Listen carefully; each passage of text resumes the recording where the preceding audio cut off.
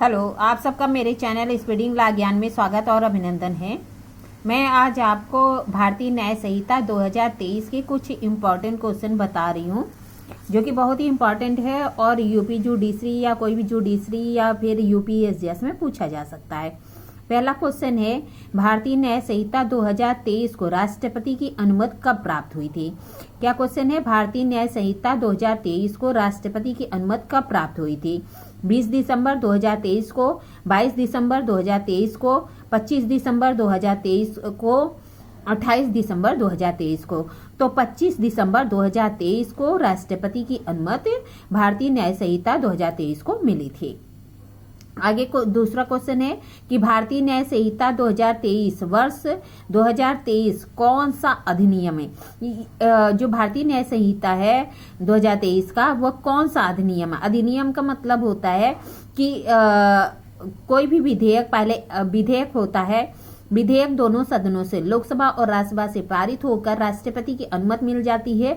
तो जो भारतीय न्याय संहिता है उस पर 25 दिसंबर 2023 को राष्ट्रपति की अनुमति मिल जाती है। तो वो 2023 का कौन से क्रम पे इसे रखा गया था? तो पहला है कि 45वें, दूसरा है 46वें, तीसरा है 47वें और चौथा है 48वें। तो भारतीय न्याय संहिता का जो एक्ट नंबर, अधिनियम संख्यांक है, वह 45 है। और जानते रहिए कि आईपीसी का भी, जो 1860 की आईपीसी है, उसका भी अधिनियम संख्यांक एक्ट नंबर 45 ही है। ठीक है, 45। अब आ जाइए, भारतीय न्याय संहिता 2023 को प्रवृत्त किया गया था। भारतीय न्याय संहिता 2023 को प्रवृत्त किया गया था 1 जुलाई 2024, 10 जुलाई 2024, 1 जनवरी 2024, उपयुक्त में से कोई नहीं। तो ए वाला ऑप्शन सही है। 1 जुलाई 2024 को भारतीय न्याय संहिता का प्रवर्तन किया गया था। इसी दिन को भारतीय न्याय संहिता, भारतीय नागरिक सुरक्षा संहिता और भारतीय साक्ष्य अधिनियम सभी को 1 जुलाई 2024 से लागू कर दिया गया था। फिर आगे क्वेश्चन है, भारतीय न्याय संहिता 2023 से संबंधित अंतिम विधेयक क्या है? क्या कह रहा है? भारतीय न्याय संहिता 2023 से संबंधित अंतिम विधेयक है विधेयक संख्यांक 173, 173, विधेयक संख्यांक 173C, विधेयक संख्यांक 173F और विधेयक संख्यांक 173E। तो क्या है विधेयक संख्या, इसका क्या है अंतिम विधेयक क्या है? तो सी वाला ऑप्शन सही है, विधेयक संख्यांक 173F। फिर आगे क्वेश्चन है, भारतीय न्याय संहिता 2023 में कुल कितनी धाराएं हैं?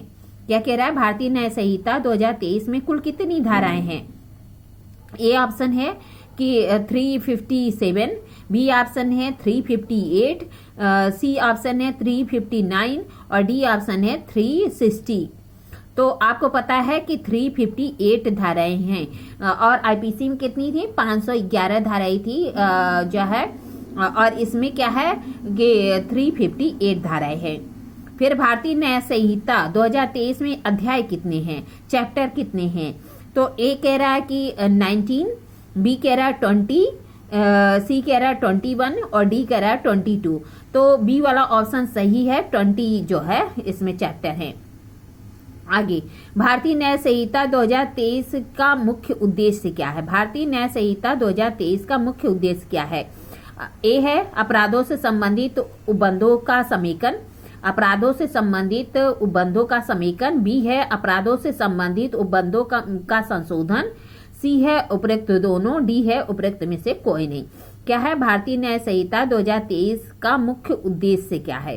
तो अपराध से संबंधित उपबंधों का समेकन, अपराध से संबंधित उपबंधों का संशोधन, उपयुक्त दोनों, उपयुक्त में से कोई नहीं। तो सी वाला ऑप्शन सही है कि उपयुक्त दोनों, अपराध से संबंधित जो उपबंध है जो है उसको समेकन भी करना है और संशोधन भी करना है। आगे क्वेश्चन है, भारतीय न्याय संहिता में निम्न में से कौन सही सुलिमित नहीं है? ए कूट रचना, धारा 2(4), मृत्यु 2(6), बेमानी 2(7), दस्तावेज 2(9।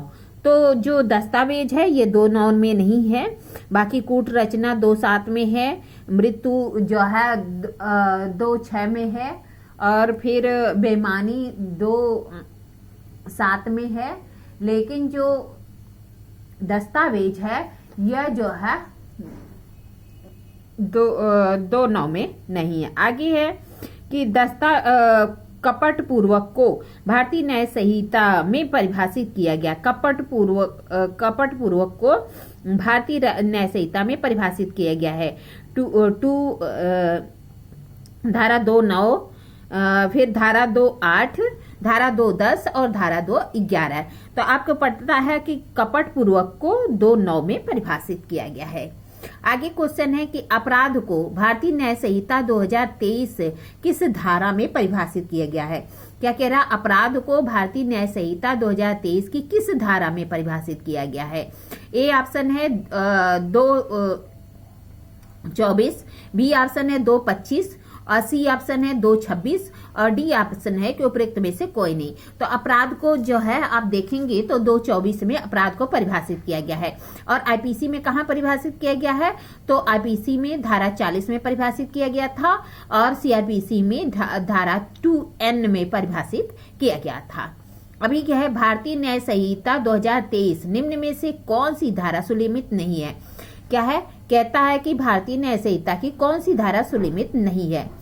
2.11 में सद्भावना सही है, 2.15 में अवैध यह भी सही है, 2.21 में चल संपत्ति यह भी सही है, 2.32 में स्वेच्छा ये गलत है, 2.32 में स्वेच्छा नहीं है।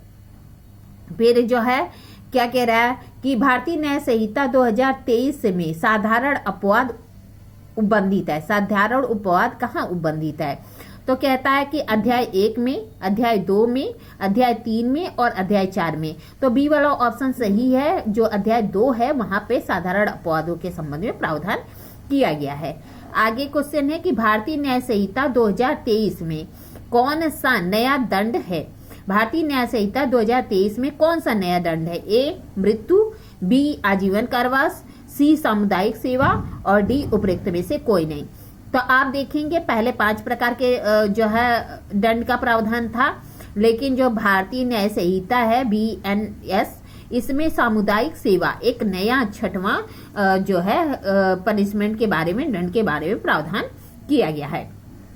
आगे क्वेश्चन है भारतीय न्याय संहिता 2023 की धारा 12 के अंतर्गत एकांत परिरोध एक बार लगातार कितनी अवधि तक चल सकता है। क्या कह रहा है, भारतीय न्याय संहिता 2023 में जो 12 के अंतर्गत एकांत परिरोध है वह एक बार में कितनी अवधि तक चल सकता है। ए ऑप्शन है 10 दिन, बी ऑप्शन है 12 दिन, सी ऑप्शन है 14 दिन और डी ऑप्शन है 16 दिन। तो आपको पता है कि 14 दिन तक एकांत परिरोध दिया जा सकता है। ऐसा ही प्रावधान जो आईपीसी है उसमें 73, 73 और 74 में किया गया था कि एक बार में जो एकांत परिरोध है 14 दिन से ज्यादा नहीं दिया जा सकता। ठीक है, आगे क्वेश्चन है भारतीय न्याय संहिता में नया दंड सामुदायिक सेवा को शामिल किया गया है। क्या कह रहा है, भारतीय न्याय संहिता में सामुदायिक सेवा को शामिल किया गया है। ए ऑप्शन है कि धारा 4.1 में, बी ऑप्शन है धारा 4.4 में, सी ऑप्शन है धारा 4.7 में और डी ऑप्शन है धारा 4.9 में।